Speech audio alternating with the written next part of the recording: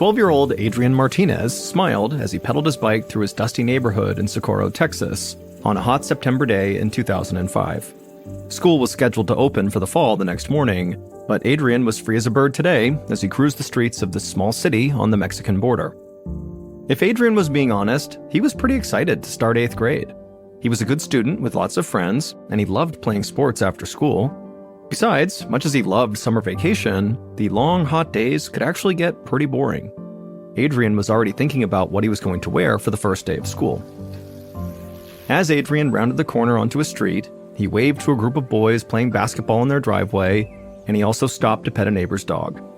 Adrian had always lived in Socorro, Texas, and he felt like he knew almost everybody there. This truly was his home. Adrian skidded to a stop outside of his family's modest home, where he lived with his mother, whose name was Maricela, and his 3 siblings. Adrian was the oldest boy, and his father was not in the picture, so he and his mother were very, very close. And in a way, Adrian sort of felt like he was the man of the house. Adrian knew that his mother was having a really hard time right now. She didn't have a job, and so supporting him and his siblings was really hard. But at least she didn't have to worry about Adrian. He did his best to make sure of that. Adrian laid his bike down in the front yard and ran to the house, taking the steps to the front door 2 at a time.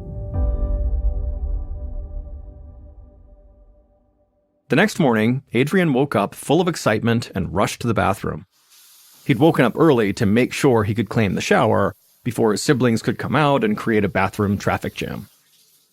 But when he was toweling off, Adrian began to notice this weird burning sensation in his right leg.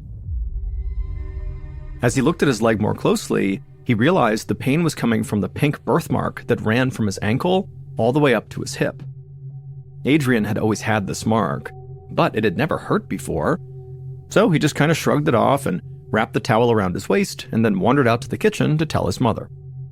But when his mother kneeled down and gently pressed her palm against her son's leg, she quickly pulled her hand away and looked up at Adrian with concern.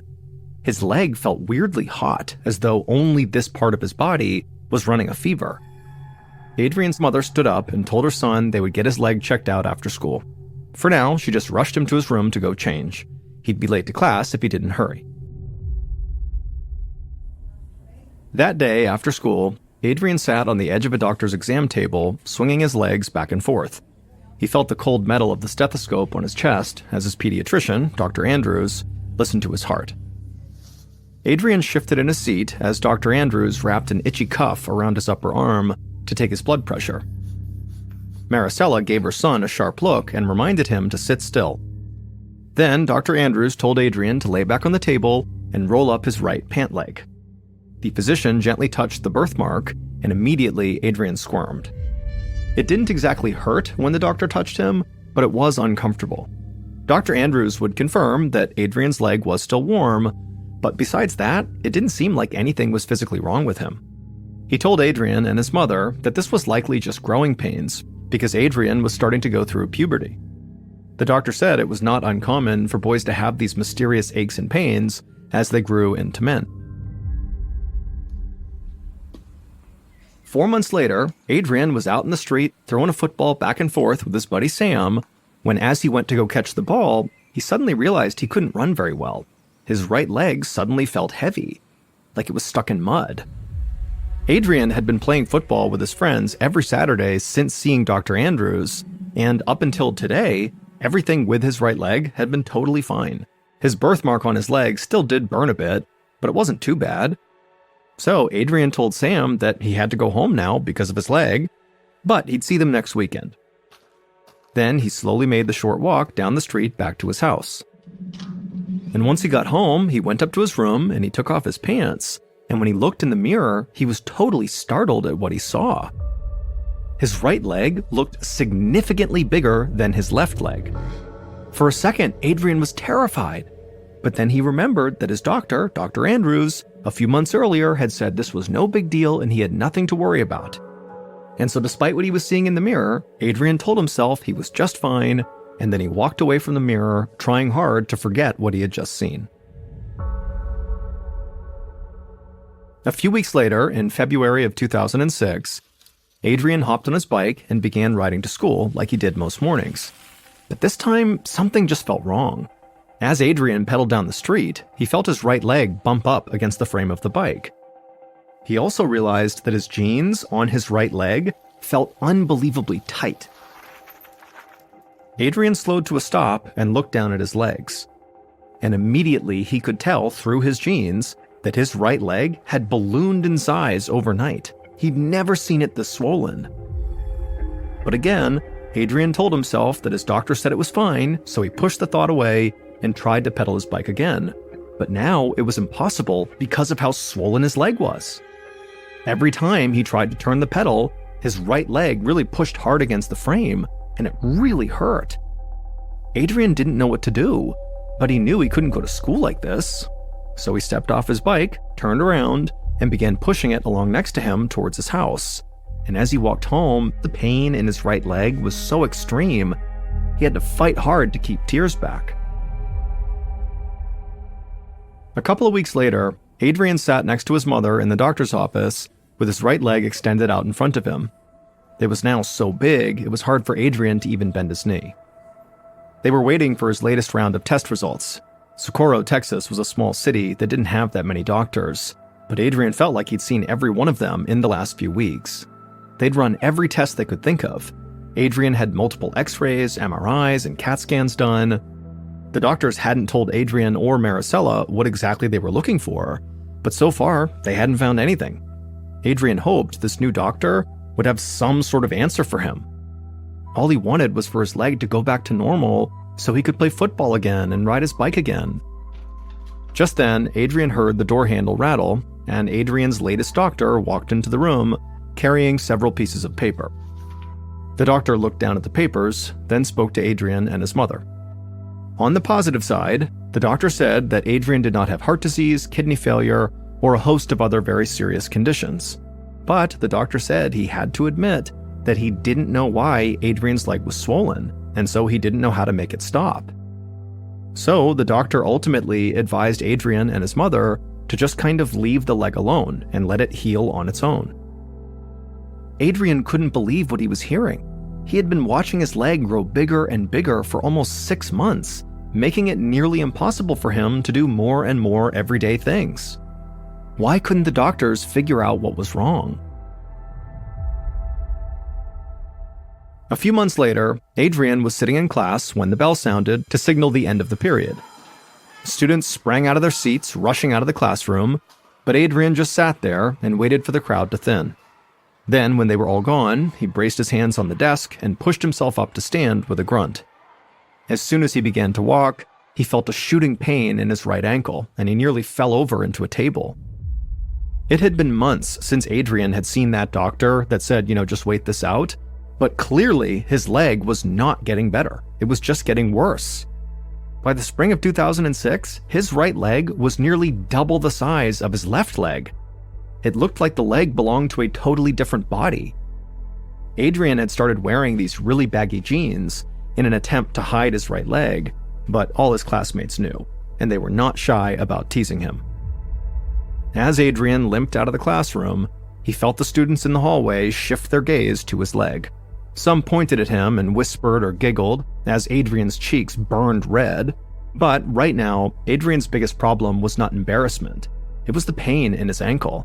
The sheer weight of his right leg was now so enormous, it felt like his foot was going to collapse with every step. Adrian gritted his teeth and kept his head down as he walked past all the students who were laughing at him, and he made his way to the nurse's office. Once he was there, he asked to make a phone call, and when he called his mother, he did his best to keep his voice steady as he told her she needed to come pick him up right now.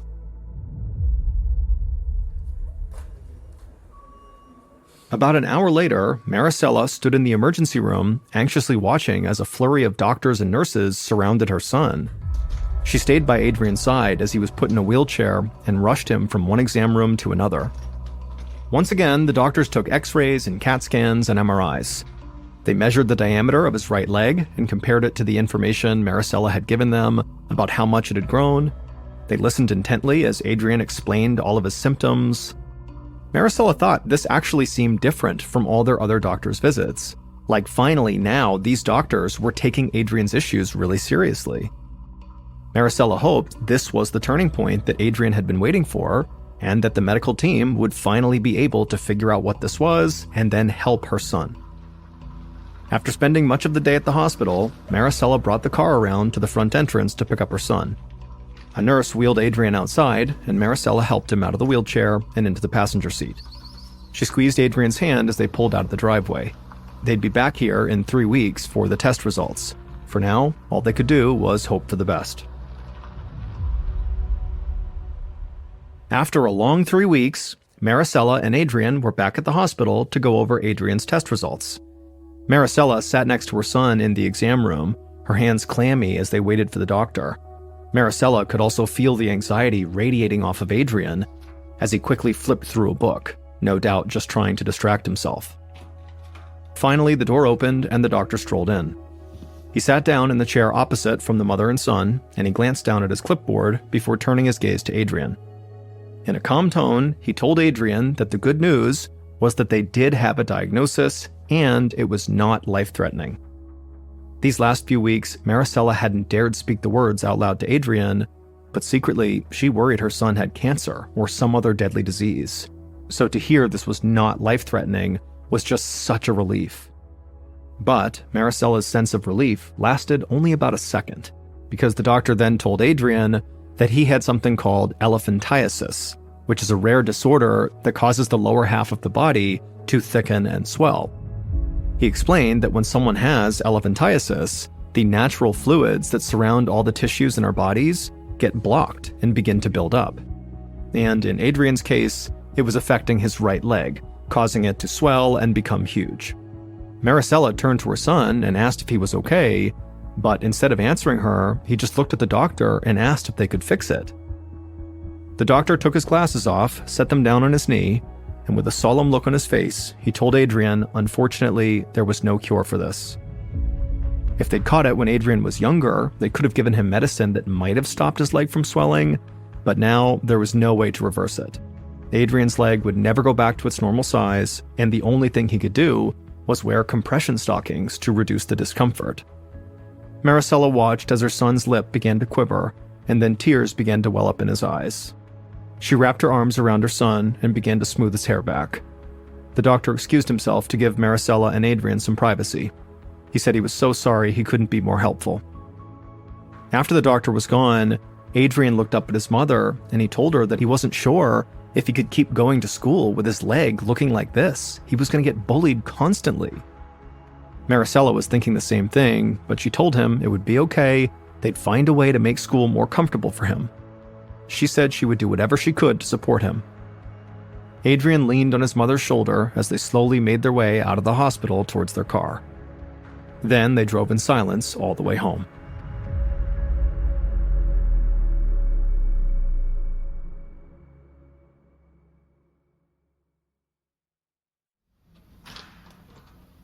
Three years later, Adrian slowly limped into class, mouthing the word "sorry" to his teacher, Mr. Perez. Adrian was used to arriving late for pretty much everything by now thanks to his leg, which only continued to grow. Now, as a junior in high school, his leg was nearly triple the diameter of a normal man's thigh, and it weighed about 150 pounds all by itself. Adrian's leg was so big, he couldn't even fit it in a normal wheelchair anymore. Teachers let Adrian leave his class 10 minutes early to give him extra time, but he was still almost always late to his next class. Some teachers got annoyed, but Mr. Perez didn't mind. Adrian hobbled to the back of the class, wincing as he took his seat. He was still a good student, making great grades and participating in class, but that was partly because, by this point, schoolwork was pretty much the only thing Adrian could do. He couldn't play sports, and he didn't hang out with his friends anymore, and he barely left the house except to go to class. And now, Adrian had yet another problem.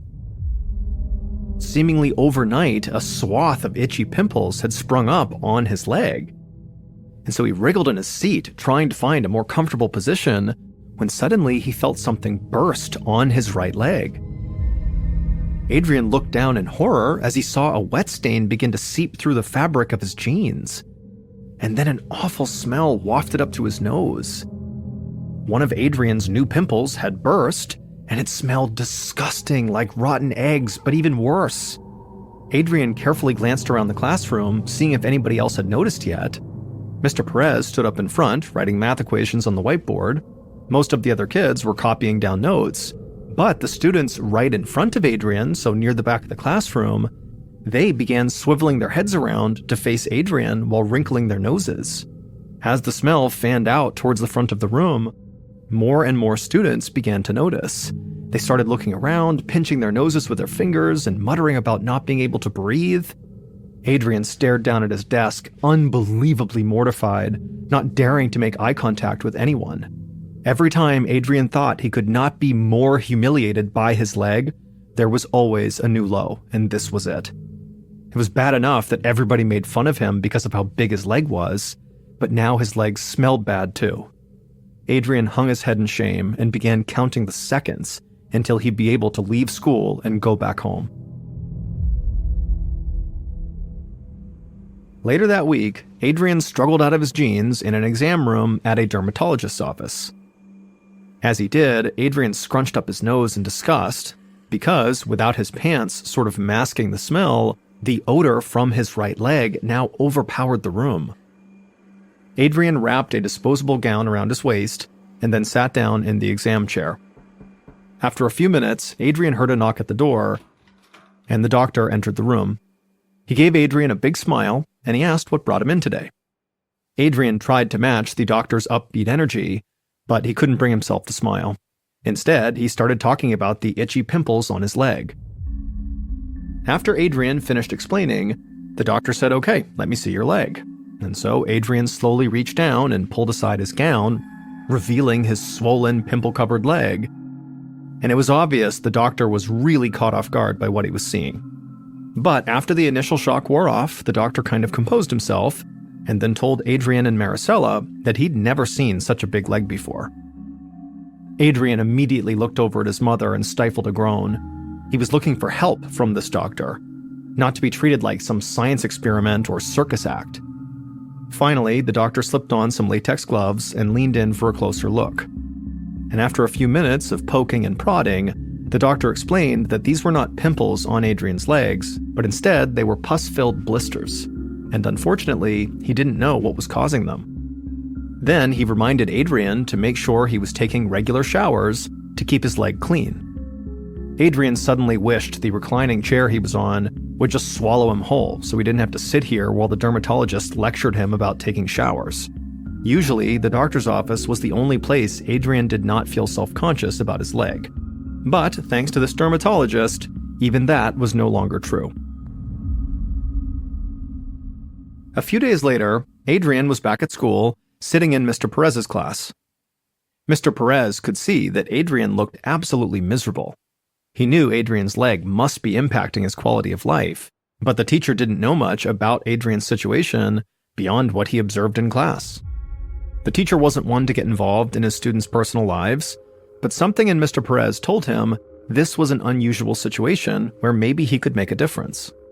So instead of letting Adrian leave his class early like usual, Mr. Perez actually asked him to stick around after the bell rang. And then once the bell rang and the other students had left the room, Mr. Perez made his way to the back of the class, where Adrian was sitting nervously waiting for him. Mr. Perez quickly reassured Adrian that he was not in trouble. He explained that he noticed Adrian looked really upset and wanted to make sure he was okay. For a few moments, Adrian sat in silence, looking down at the desk, and when he looked up, Mr. Perez could see his eyes were full of emotion. Before long, Adrian told Mr. Perez the whole terrible story of how his leg had grown more and more deformed for years, and no doctor seemed able to do anything to help. It was like Adrian had been waiting for someone to ask him what was wrong, and now the floodgates were open. Later that week, Mr. Perez sat next to Adrian in the school library, scouring the internet for information on elephantiasis. Adrian had explained his diagnosis and how there was no cure, but Mr. Perez figured there had to be something they could do. The pair had been meeting in the library during their lunch periods to use the school computers to see if maybe the doctors had missed something. As Mr. Perez read through another medical article, Adrian, who was right next to him, began laughing at a video of a dog riding a skateboard. Ever since they'd started coming to the library, Adrian had seemed happier. Mr. Perez suspected that Adrian hadn't had a friend for a long time. Mr. Perez turned back to his computer, where he had a tab open to elephantiasis symptoms. He read through the list in a hushed voice, verifying each one with Adrian, and as Mr. Perez read on, they realized something strange. Adrian had some of the symptoms of elephantiasis, but other symptoms, such as persistent coughing and chills, were way off. And so a strange thought crossed Mr. Perez's mind. Maybe Adrian did not have elephantiasis. Maybe he had something else entirely. Later that night, Mr. Perez was home, working at his desktop computer. He couldn't stop thinking about the discovery he and Adrian had made at lunch. So he created a new document in Microsoft Word and started typing out all the other types of diseases that could cause a person's leg to swell up as much as Adrian's had. One by one, he compared the list of symptoms for each disease to the symptoms Adrian experienced. And when they didn't match up, Mr. Perez would cross the potential diagnosis off his list and keep on going. After several hours, Mr. Perez was bleary-eyed but determined, and his list was shrinking. He took a sip of coffee, and then he clicked on a disease that he had never heard of before. As he read through the symptoms, his heart began to race. He couldn't believe it. This condition sounded like a perfect fit to what was going on with Adrian. Now he just needed to find an expert that could help. The reality was, Socorro, Texas was a small community without many medical resources. So Mr. Perez knew they would not be able to get Adrian the specialized care he needed here. So Mr. Perez searched the web for experts in this disease he had identified all over the country. And after digging through hospital directories and online forums, he came across a doctor in New York who might be able to help. 2 weeks later, Dr. Robert Rosen sat down in his oversized desk chair after a long day of surgeries and patient consultations in his busy New York office. He surveyed the stacks of letters and paperwork that littered his desk, and he sighed. He doubted he'd make it home in time for dinner. He leaned forward and began rifling through the documents when he noticed a large manila envelope peeking out from under a cluster of papers. Dr. Rosen pulled out the parcel, surprised by how heavy it was. The return address was in Texas. Curious, the doctor ripped open the seal and spread the contents out in front of him. His eyes grew wide as he took in the slew of medical records and test results. Then he saw the photograph of Adrian Martinez and nearly fell out of his chair. In his 30 years as an endovascular surgeon, Dr. Rosen had only seen a handful of cases like this one, and none were this severe.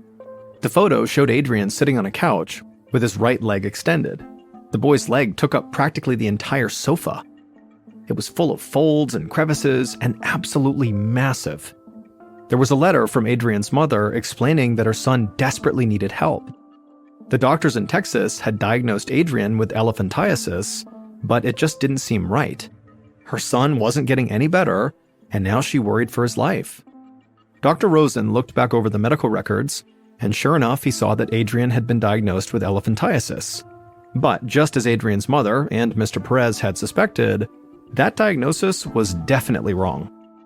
Dr. Rosen grabbed the photograph again and studied the pink mark that now covered the bulk of Adrian's right leg. That was it, the doctor thought to himself. That birthmark was the key. A few days later, Adrian huddled with his mother at the kitchen table, anxiously waiting for their phone to ring. They were expecting a call from Dr. Rosen any minute to discuss what was really wrong with Adrian's leg. When the phone finally rang, Maricela jumped to answer it, putting the phone on speaker and placing the phone on the table in front of her and Adrian. Dr. Rosen introduced himself, and Adrian immediately began to relax. He'd been waiting for this moment for years. Whatever happened next, at least Adrian would get some answers. Dr. Rosen started by telling Adrian that he did not have elephantiasis. He never did. Instead, Adrian had a very rare condition called Klippel-Trenaunay syndrome, or KTS.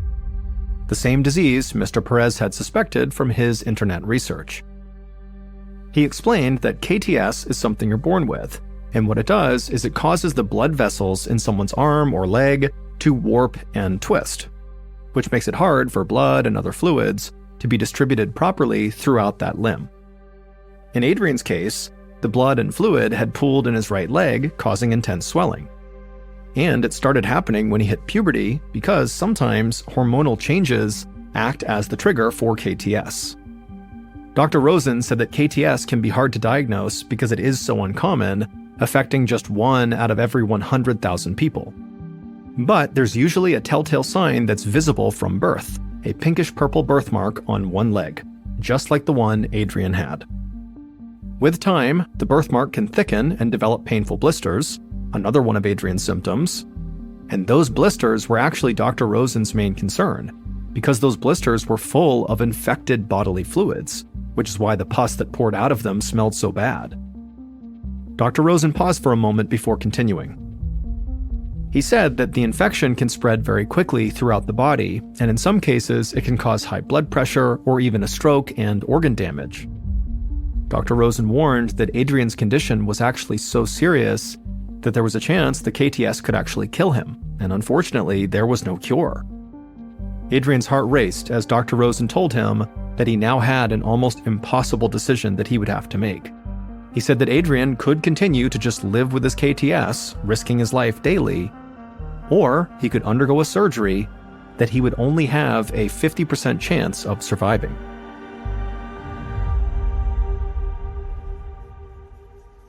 In October of 2009, Adrian was wheeled into surgery.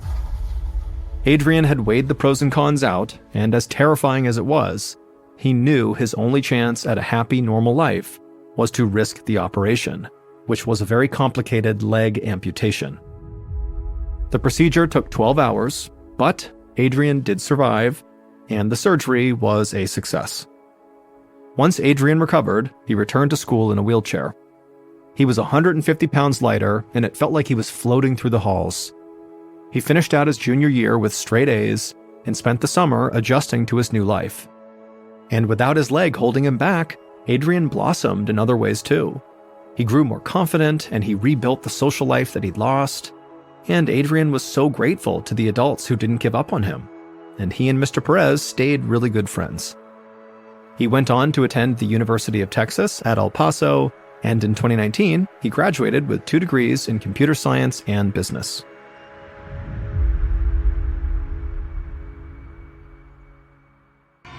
It was the summer of 1972 in the city of Lexington, North Carolina, and 28-year-old Bonnie Bates Pritchard had just received the kind of bad news that would send most wives straight into the arms of a trusted friend, confidant, or family member.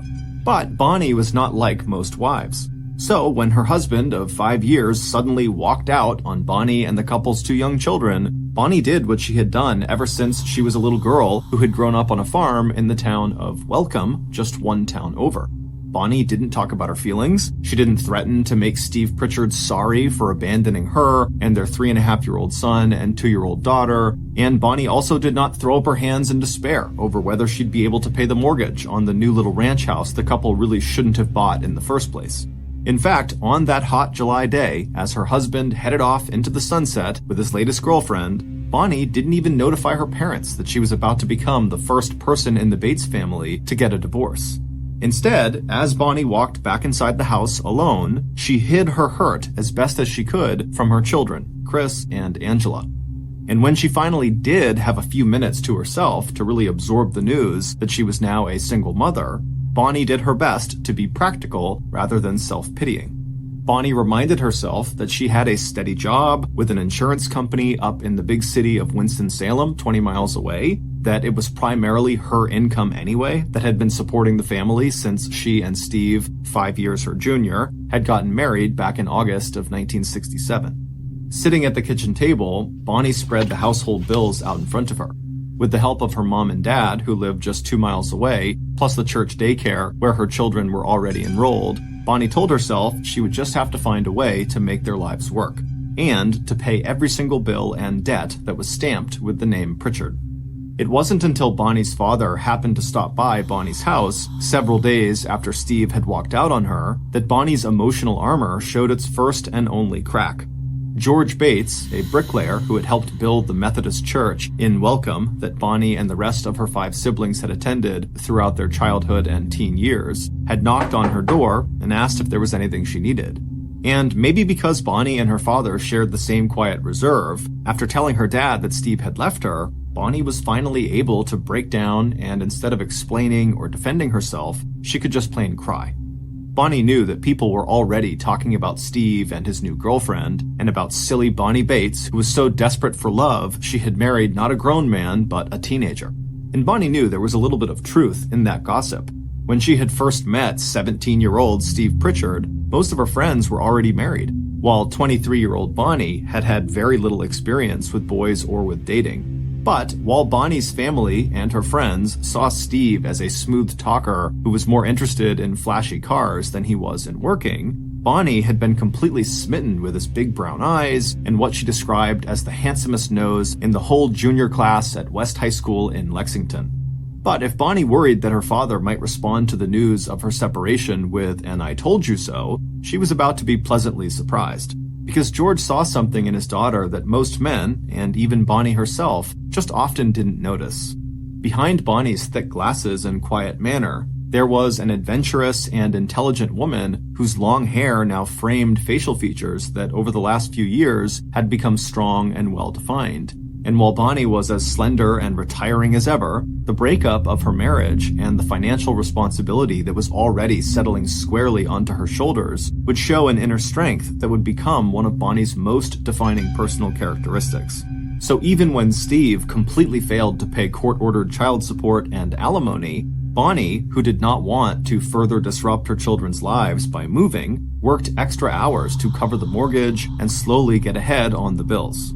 And even though the risk that Bonnie took in marrying Steve Pritchard had ended in divorce and 4 exhausting years of Bonnie slowly dragging herself and her children out of a deep financial hole, the fact was, Bonnie had taken other risks in her life that turned out to be both very smart and also very bold, especially for a divorced single mom in rural North Carolina back in the early 1970s. Even before she met Steve, Bonnie had left the small town of Welcome after graduating from high school, and while working as a sales clerk at a department store in Lexington, she had enrolled in courses at Lexington Business College that taught her the basic data entry skills that led to her job with the insurance company in Winston-Salem. And now that Bonnie was on her own again, no matter how tired she was when she arrived home after work with her equally tired small children, Bonnie would stay up late into the night, making sure to teach herself the latest advances in data entry. Of course, Bonnie's children also paid a high price for their parents' divorce. Steve seldom came back to visit his 2 children, and even when he did, he never seemed to have the money to pay what he owed to Bonnie. In the end, Bonnie's struggle paid off. By the time she was 32 years old, Bonnie was not only a supervisor at Intagon Insurance, she was also the only person at that level of management who had achieved that distinction, even though she did not have a college degree. But Bonnie's hard work also paid off in another way, one that she could never have dreamed of for herself. Because in 1976, 4 years after Steve had left Bonnie and the kids, Bonnie was stunned to discover that she had attracted the romantic attention of one of Intagon's highly regarded financial executives. And not only was Leith Von Steen several big rungs above Bonnie at the insurance company where they both worked, to Bonnie he also seemed totally out of her reach socially. 1 year younger than Bonnie, Leith was the only child of a very well-to-do family. And when Leith was still a baby, his parents had moved from Queens in New York City to North Carolina, where they became even more prosperous. Once in Raleigh, the capital of North Carolina, Leith's father had partnered with his brother, Leith's uncle, in running a highly successful dry cleaning business. And by the time Leith was in high school, Camel City Laundry and Cleaners had become one of the most successful businesses of its kind in the entire country. Although Bonnie and Leith only had their first social encounter right before Leith was about to leave North Carolina to take a job in Cincinnati, Ohio, Leith surprised Bonnie by courting her even after he moved. And despite the difference in their financial and social backgrounds, Bonnie and Leith actually had a lot in common. Like Bonnie, Leith was an extremely private person, although among his friends he was well liked for his sharp sense of humor and the fact that he let you know if something was bothering him, but he was not someone who held a grudge. And while Leith may have had more self-confidence and definitely more formal education than Bonnie, both of them seemed to be shy and reserved when it came to dating. But it turned out that Leith had seen in Bonnie the same qualities that were so apparent to her father and her family. Behind Bonnie's appealing but shy exterior, Leith found himself strongly attracted to Bonnie's keen mind, gentle disposition, and her dedication to her children and to her work. So, a romance that had begun with Leith overhearing Bonnie ask a friend where to get a pair of boots for a Halloween costume would culminate 3 years later in marriage. Leith had started out by asking Bonnie if she wanted a ride to go get those costume boots, and by August 17th, 1979, the couples were saying, "I do." And right after exchanging those vows, Bonnie left her job at Intigan Insurance, Leith left his job in Cincinnati, Ohio, and after a short stop in Indiana, the new family had moved back to their home state of North Carolina. There, in 1981, 3 years after their marriage, Leith and Bonnie and their 2 children settled into a roomy 2-story home on Lawson Road in the small town called Little Washington. Leith had a top job as a financial auditor for a local yarn company called National Spinning, and over the next 3 years, Bonnie would also re-enter the workforce as a computer programmer analyst, and Chris and Angela would be enjoying the kind of comfortable upper-middle-class life that had seemed so completely out of their reach when they had been children. And then, in the summer of 1987, the Von Steen family got the phone call that would again change everything. After an 18-month-long period during which Leith's beloved parents, first his father and then his mother 4 months later, became sick and then died, Leith was notified that his uncle had also passed away. And suddenly, practically overnight, Leith, the beneficiary of all 3 of his relatives, had become a very rich man. Now that all the estates were finally settled, between the inheritance from his parents and his uncle, Leith was now looking at a financial portfolio that was worth $2 million, a sum that today would be worth more than $3 million. By 1988, the Von Steens had also passed some other important milestones. Leith and Bonnie had made it through Chris's teenage years, a rite of passage that Leith had found much more challenging than Chris's childhood, when Leith spent weekends and evenings taking his stepson to sports activities and after-school events. But now, Chris was 19 years old and enrolled at the North Carolina University campus in Raleigh, almost 2 hours to the west. Chris's first semester grades had not been great, so he was staying on campus for the summer semester. Leith hoped Chris was taking to heart his parents' warning to focus on his schoolwork or run the risk of losing his $50 a week allowance. As for Leith's stepdaughter, who was at least as quiet as her mother, Angela was still at home, but she had her own circle of friends, and she had fallen in love with horses. So much so that even on weekends, the 17-year-old was willing to give up the chance to sleep in and instead get up early so she could head to the stables and do some riding. And so, on the warm and cloudy evening of Sunday, July 24th, 1988, feeling like their life had not only improved, but was actually settling down in a way that would give Bonnie and Leith more time alone together, Leith and Bonnie decided to treat themselves to a small celebratory dinner at Sweet Caroline's, a restaurant about 30 minutes away from their home that offered New Orleans-style cuisine. Sitting in the dark, intimate dining room splashed with color from handcrafted quilts hung from the ceiling, the 2 of them enjoyed a carafe of wine and the beef and chicken Sunday specials. Leith especially was feeling happy and hopeful. Even though Bonnie had often come along to keep him company, the 4-hour drive every weekend from Washington to Winston-Salem to take care of his mom and dad had taken a huge toll on Leith. He had gained weight, and he also knew he was drinking too much. Now he was looking forward to taking better care of himself. He was also looking forward to quitting his job at National Spinning and working with Bonnie on a computer program so they could manage their new investments together. Leith and Bonnie were also looking forward to doing a little traveling. Even though they had lived in Little Washington for more than 3 years, neither he or Bonnie thought of it as home, and both of them would enjoy seeing more of the world. Now, as Leith looked across the small table at his wife, he smiled at her composed and familiar face. When Leith had told his few close friends 5 years ago that he was planning to marry Bonnie Lou Bates, they had been surprised to hear he was even dating Bonnie, let alone that he was in love with her. But even though marrying into a ready-made family had its own challenges, Leith knew he had found the right partner. And it wasn't just that neither he or Bonnie felt the need to socialize or spend time with neighbors or coworkers. It was also the physical passion of their relationship that held them together. Just that afternoon, while Angela was out horseback riding, he and Bonnie had spent what his wife shyly referred to as a few private moments together in their bedroom. And now that life appeared to be presenting the two of them with all kinds of new opportunities, he and Bonnie both looked forward to enjoying more of those private moments. Of course, Leith had no intention of wasting their newfound wealth. He and Bonnie had already met with an estate lawyer and set up a trust for Bonnie as well as trusts for Angela and Chris that would set any inheritance aside until each child was 35 years old and had already established their own lives and careers. Not that Leith had any plans of dying anytime soon, not with so much to look forward to, and not with Bonnie standing so strongly and quietly at his side.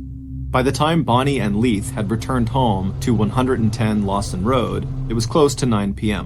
The sky had cleared and was now lit by a bright moon. Once inside, Leith headed straight for bed, while Bonnie sat down on the sofa in the living room to watch TV.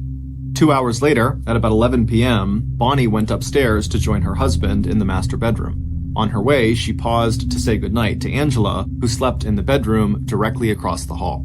Bonnie had to raise her voice to be heard over the hum of the fan that Angela kept running every night and the music Angela was listening to, but a few minutes later, Bonnie was back in the master bedroom where she slipped into her nightgown before joining Leith in bed. An hour later, Bonnie had finished reading one of the romance novels she enjoyed, turned out the light next to her side of the bed, taken off her glasses, and fallen asleep. Even though the night was warm, Bonnie enjoyed feeling Leith's body pressed against her own. 4.5 hours later, at 4:27 a.m. on the morning of July 25th, the Beaufort County Sheriff's Department received a 911 call from 110 Lawson Road in Little Washington. The caller was speaking so softly that the emergency dispatcher, Michelle Sparrow, could hardly understand what the woman on the other end of the line was saying and actually wondered if this was a prank call. But when Michelle asked the woman to speak louder, the caller's faint reply chilled Michelle to the bone. "My name is Bonnie Leith," the woman whispered. "Please hurry. My husband may be dying, and I think I may be dying too." Within minutes of Bonnie dialing 911, the first police and medical personnel had arrived at the neat white frame house on Lawson Road, and the sight of what lay behind the door of the Von Steens' master bedroom shocked even the most hardened and experienced of the first responders.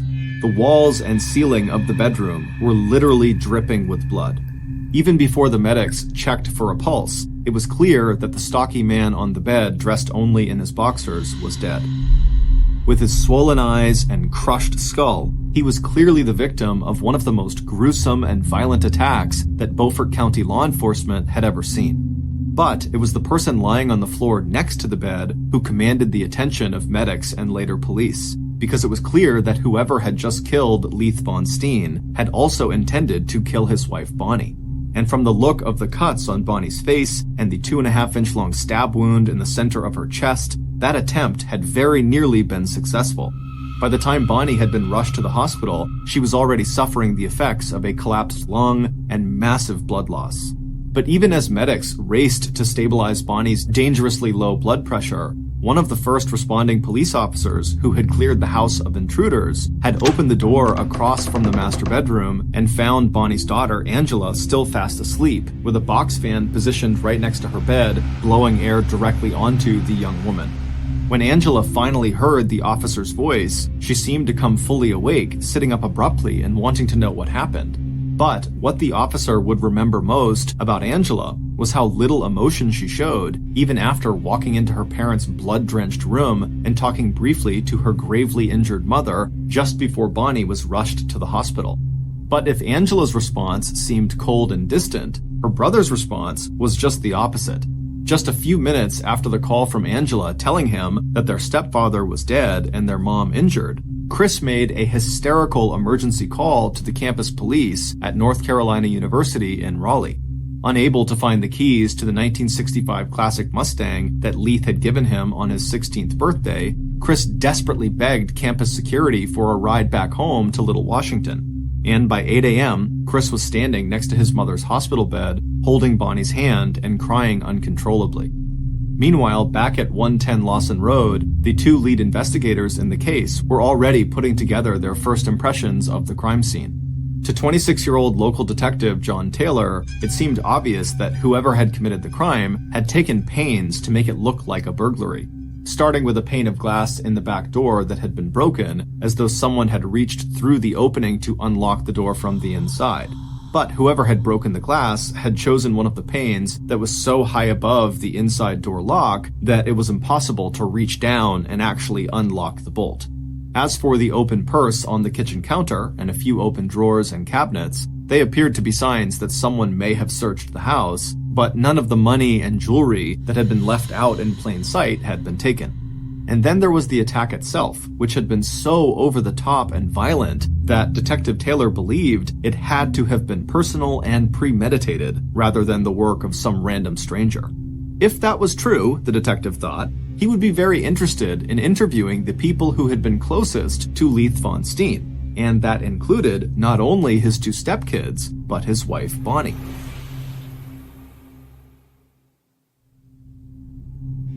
Detective Taylor's observations about the crime scene being staged to look like a burglary were confirmed when he was joined at about 9 a.m. that same morning by an agent from the North Carolina State Bureau of Investigation. Together, State Agent Lewis Young and Detective Taylor began overseeing the collection and photographing of possible evidence. They also ordered local law enforcement to process the crime scene and dust for fingerprints, as well as interview neighbors and search for a possible murder weapon. Local officers were also sent to National Spinning Company, where Leith worked in the finance department, to follow up on the possibility that the murder had been in response to Leith uncovering some kind of fraud or firing a disgruntled employee. But by 11 p.m. that night, it was clear to law enforcement that they were not likely to find any quick answers in the Von Steen murder case. Because, so far, the initial interviews they had conducted that day with neighbors and with family members, always prime suspects in a homicide, had created more confusion than clarity. It turned out that aside from coworkers, very few people in the neighborhood and in the town of Little Washington really knew the Von Steens. Instead, the couple had been viewed as standoffish, and the community's first glimpse into the Von Steens' private lives had only increased the public perception that the family was odd or somehow peculiar. There was the discovery by police that morning that the Von Steen residence was home to 13 cats and one pet rooster, all part of a menagerie that Bonnie had collected as a result of her work with the Beaufort County Humane Society, the one organization in which she had been very active. And then there was the reaction, or rather the lack of reaction, on the part of the Von Steen children to the attack on their parents. After Chris's outpouring of grief that morning at his mother's side in the hospital, he seemed more agitated and edgy than heartbroken. As for Angela, neighbors whispered that not only did she seem totally emotionless, she didn't even seem curious about what had just happened in the bedroom right across from her own. But one thing the neighbors did agree on was that the Leith family may have recently come into a lot of money, but that didn't mean they didn't have problems. According to neighbors, Leith in particular was very upset over Chris's failing grades at North Carolina State University. There were other rumors too. Maybe Bonnie had killed her husband in order to inherit his newfound wealth, and then she had turned the knife on herself to deflect police suspicion. Or maybe it was Angela, who rarely visited her mother in the hospital. Or maybe it was Chris, whose life at university was clouded with reports of drinking and drug abuse. Or maybe it was all three of them, Bonnie and her two kids who now had all the money in the world. But the Von Steens themselves totally rejected these reports as completely inaccurate. And as police soon found out, as far as motive and alibi went, immediate family members were all in the clear. Not only could multiple witnesses confirm that Chris was 2 hours away in Raleigh when his parents were attacked, he told investigators that any friction between him and his stepdad had been totally minor. And when police turned their attention to Angela, her story lined up with what her brother had told them. She and her brother didn't always see eye to eye with their parents, but that didn't mean the kids wanted to kill their mom and dad. As for the night of Leith's murder, Angela had nothing to add to what police already knew. Between the whirring of the fan right next to her bed and the fact that she was a heavy sleeper, she had heard nothing and had slept through the entire attack. As for Bonnie, police went to speak with her just hours after the attack on Monday afternoon in the hospital. She would survive her injuries, but the 3 messy gashes on her forehead would eventually require several rounds of plastic surgery. And her doctors dismissed the idea that her injuries, which were serious enough that she would not be allowed to leave the hospital for another 7 days, could have been self-inflicted. But despite Bonnie's best efforts to tell police what happened on the night Leith was killed, all she could offer were a series of disjointed memories. She'd been awakened by screams from her husband, who had seemed to be leaning over and trying to protect her from something or someone, and the only image Bonnie had of their attacker was that she thought it was a man with bulky shoulders who had been swinging a club of some kind. As for the exact time of the attack, it must have happened after midnight when Bonnie had fallen asleep. But she also believed that she had lost consciousness at some point after the attack, and it was only when she came to later that she made the 911 call to Beaufort County Dispatch at 4:27 a.m. As for problems within the Von Steen family, Bonnie just shook her head. Leith had really been the only father her kids had ever known, and he had been a very good dad. Yes, Bonnie told police, of course there had been arguments, but even the very worst of those between Leith and Chris had never resulted in any physical violence. And even though Bonnie was pleasant and cooperative with investigators throughout the interview, it was also clear that she was frustrated that police seemed to be focusing their suspicions on her and her children. Because to Bonnie, that just didn't make any sense. Someone had obviously intended to kill her, as well as Leith, and now that the murderer had failed, what if they came back and tried again? And even worse, what if this person also tried to hurt her kids? So even as Bonnie told police that she understood that they had to rule out family members from their suspect list, what she really wanted to know was what other leads police were pursuing in their hunt for her husband's killer. And it wasn't until the evening of the next day, Tuesday, July 26th, almost 48 hours after Leith had likely been killed, that local police had an answer to Bonnie's question. It would turn out that just minutes after Bonnie's 911 call in the early morning hours of Monday, July 25th, Washington police had also received another call reporting suspicious and possible criminal activity in that same area. While driving his pickup truck along Grimesland Bridge Road, just a mile west of the Beaufort County line, a tobacco and hog farmer named Noel Lee had been surprised to see a fire burning out in the middle of nowhere, maybe 8 feet off the side of the deserted stretch of road he was traveling. As a former volunteer fireman, what caught Noel's attention was the fact that the flames, which burned so brightly and shot straight up into the air, had to have been fueled with some kind of accelerant. After making sure that the fire had no chance of spreading in the wet, swampy surroundings, Noel put in a call to the Little Washington Police Department. Maybe it was nothing, the farmer reported, but he knew it had to have been arson, meaning someone had set this fire on purpose. In the uproar over Leith's murder, Noel's report did not make it onto Detective Taylor's desk until almost 2 days later. But by 11:30 p.m. on Tuesday night, the investigator and several officers were out on Grimesland Bridge Road examining the site of the fire. And that's when investigators got their first important break in the Von Steen murder case. Poking through the charred remains of the fire, Detective Young found a partially melted hunting knife with a 6-inch long blade. The fire may have destroyed any fingerprints or traces of blood, but the medical examiner would later confirm what police already knew. They had just found their murder weapon. And that wasn't all. In addition to several pieces of burned clothing and a sneaker, police also discovered a singed but still readable hand-drawn map of Smallwood, the exact neighborhood where the Von Steen family lived. And right there on a road clearly labeled Lawson was an X next to the house numbered 110. Police now had several new and critical pieces of information.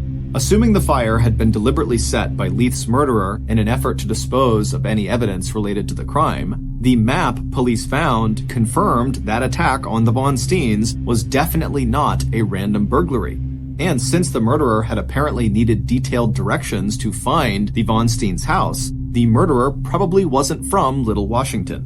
But even using the clues they had uncovered in that fire, it would still take police another 11 months to track down the person who had murdered Leith Von Steen. And during that time, the physical and mental health of the Von Steen family deteriorated.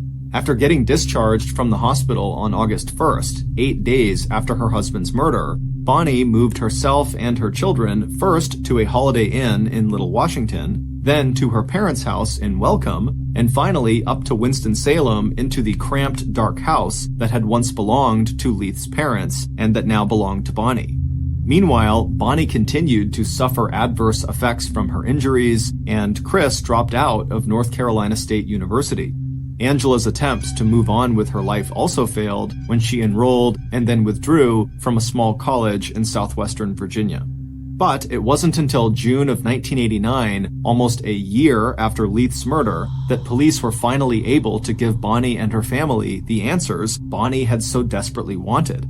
And those answers would not only shock all of Little Washington and Bonnie's hometown of Welcome, it would catapult the Von Steen murder onto the front pages of national newspapers for weeks and months to come. Based on the information and evidence police discovered from the site of the fire on Grimesland Bridge Road on July 26th, a day after Bonnie's 911 call to local police, here is a reconstruction of what happened in the early morning hours when 42-year-old Leith Von Steen was murdered. After Bonnie said goodnight to Angela sometime after 11 p.m. on the night of Sunday, July 24th, she walked back into the bedroom she shared with Leith and changed into her nightclothes. Just before getting into bed, Bonnie gently roused her husband to see if he might like a glass of iced tea or water. After a mumbled no, Leith turned over and immediately fell back to sleep. After reading quietly for 30 minutes, Bonnie took off her glasses, turned off her bedside light, and she too fell fast asleep. Meanwhile, the killer had made their own preparations for the night, packing a baseball bat and hunting knife into a green canvas knapsack. And now, at 2:30 a.m., the hand-drawn map spread out on their lap had led the killer directly to their target here in the town of Little Washington. They had actually arrived a little earlier than expected, so for the next half hour, the killer just sat in their car and absently fiddled with the key to the back door of 110 Lawson Road, and they made a mental review of the inside of the house. The killer didn't think getting in or out of this house would be a big problem.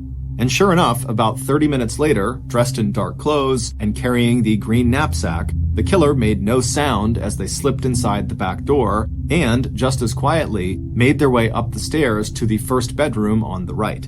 If need be, they would kill the girl named Angela too. It all depended on the next few minutes and whether or not she slept through what was about to happen. Stepping across the threshold into the master bedroom, the killer paused, allowing their eyes to further adjust to the dim moonlight shining in through the partially curtained windows. Then the killer took a deep, steadying breath and gripped his weapons. First the bat, then the knife, he told himself. And then, feeling ready, he stepped forward and got to work. By the time Bonnie woke up to the sound of her husband's short, piercing screams, Leith was sitting up in bed. In the minutes that followed, the assailant would hit Leith at least 5 times in the head with the baseball bat, causing deep skull fractures and multiple cuts and gashes.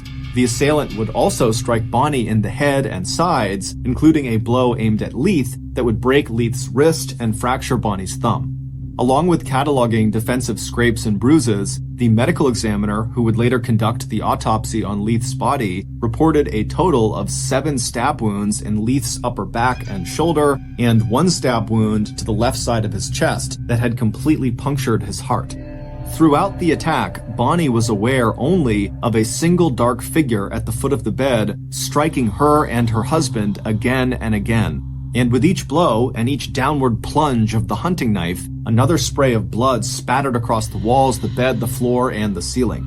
At least twice during the attack, Bonnie lost consciousness, and the last image she had of the attacker was when she woke up on the floor next to the bed and the assailant was standing at her feet. Then the figure disappeared and Bonnie heard a whooshing noise and the soft click of a bedroom door closing before she once again drifted into unconsciousness. What the murderer did not know was that Bonnie was not dead.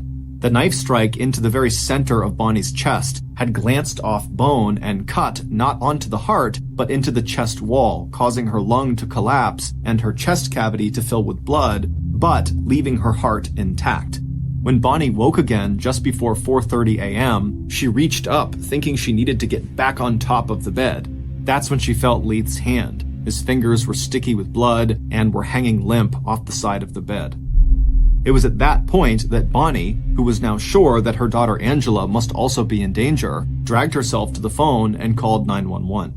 Meanwhile, the killer had already left the house. Just before exiting through the back door, they had rifled through the handbag that had been left out on the kitchen counter, and then they knocked out a pane in the back door window so it would look like the door had been forced open and the house had been robbed. But even then, as he failed to grab the green knapsack he dropped on the back porch, the killer's thoughts were already far away. All summer long, the killer had gotten more and more deeply involved in the game. But until now, all the points the killer had ever earned in the game had been based on carrying out imaginary adventures, just role-playing different scenarios they'd created in their mind. But tonight, this adventure had been real. This time, the killer had entered a real castle, killed a real sleeping overlord, spared his sleeping daughter. This time, the killer hadn't used a game board and dice and a deck of cards to play Dungeons and Dragons. This time, the killer had brought their favorite, all-consuming game to life. This time, the killer had drawn real blood. More blood, in fact, than he'd ever imagined a human body could contain. As the killer slipped into the waiting car, he imagined Chris Pritchard's face when he told Chris all the details, because the killer had just done exactly what Chris Pritchard had wanted him to do: to kill Chris's stepfather and mother. James Upchurch III, known to good friends like Chris as Moog, turned to look at the young man next to him in the driver's seat. Gripping the steering wheel, the driver, 21-year-old Neil Henderson, shot a questioning look back at Moog. Neil had recently dropped out of North Carolina State University in Raleigh, but Moog and Chris had invited him to join them in their conspiracy to kill Chris's parents, promising Neil a payment of anywhere between $2,000 and $20,000. In a moment, Neil had his answer. Pulling off his black ski mask, his face alive with excitement, Moog punched the air with a balled fist. "I did it!" he told Neil. "I can't believe I did it!" It would turn out that by the end of his second semester at North Carolina University in Raleigh, Chris Pritchard wasn't just getting bad grades. In fact, Chris's problems were much, much worse. Since arriving at college, Chris hadn't just become a heavy drinker. He had also become a habitual drug abuser, a habit that was costing him more than he could possibly cover using the $50 a week allowance he got from his parents, Leith and Bonnie. While his parents did not know the extent of their son's alcohol and drug addiction, which now included marijuana, ecstasy, cocaine, and LSD, they had given Chris an ultimatum. He either used his summer semester to clean up his act and improve his grades, or his parents would stop his allowance and he would have to leave college and find a job. But by the start of that summer semester, Chris had discovered something else at college that was just as addictive as the alcohol and drugs. Along with two other boys on campus, Chris had become obsessed with the complicated and immersive role-playing game called Dungeons and Dragons, which Chris had first started playing back when he was 12 years old and living at home. First introduced in 1974, Dungeons and Dragons allowed players to create and assume the identity of adventurers from all different historical periods, races, and occupations. Each game had a dungeon master who would act both as a referee and storyteller. And by completing various adventures and challenges, each player could earn so-called experience points that would allow them to move to higher and higher levels within the game. The theme that James Upchurch III, Neil Henderson, and Chris Pritchard chose for creating their adventures was medieval swords and sorcery, a theme that had its roots in the life and times of people who lived in Europe during the Middle Ages. As the boys spent more and more time together playing the game, Chris had also begun bragging to Neil and James about how rich his stepfather had recently become, exaggerating the amount of Leith's inheritance from $2 million to $10 million. And by mid-July of that summer semester, Chris and Moog, who was a dungeon master, had moved from role-playing adventures in Dungeons and Dragons to actually plotting the best way to murder Chris's parents and sister so Chris could inherit all that money and share it with his good friends Moog and Neil. Their first plan, which they tried to put into action on Saturday, July 23rd, was to drug the Von Steens with sleeping pills and then start an electrical fire that would burn down the house at 110 Lawson Road and kill Leith, Bonnie, and Angela. But that plot failed completely when Chris and James were unable to crush the fuse box and start the fire. Still, that failure didn't stop Chris. By the very next day, he and Moog had come up with a better plan. This time, Chris would stay at college and create an airtight alibi for himself, while Neil used Chris's white 1965 Mustang to drive Moog, who did not have a valid driver's license, down to Little Washington so Moog could kill Chris's parents. Instead of sleeping pills and arson, Moog would kill Chris's parents and possibly Chris's sister Angela using a baseball bat along with a knife that Chris had purchased for the job at a Kmart in Raleigh. No one would suspect Moog and Neil played any part in the murder, since neither one of them had any obvious connection to Mr. and Mrs. Von Steen. And all Chris had to do was get them a key to the Von Steen house, draw them a map of exactly where his parents' house was located, then make sure that during the time of the murder, he was seen by plenty of people playing cards in a friend's dorm room until 3:30 a.m. on the morning of Monday, July 25th. Once Moog had committed the murder, he and Neil would stop somewhere on their way back to Raleigh and get rid of the murder weapons and any other evidence, including the map, that could tie any of them to the crime. As for Angela, if she woke up during the attack, then James should kill her too.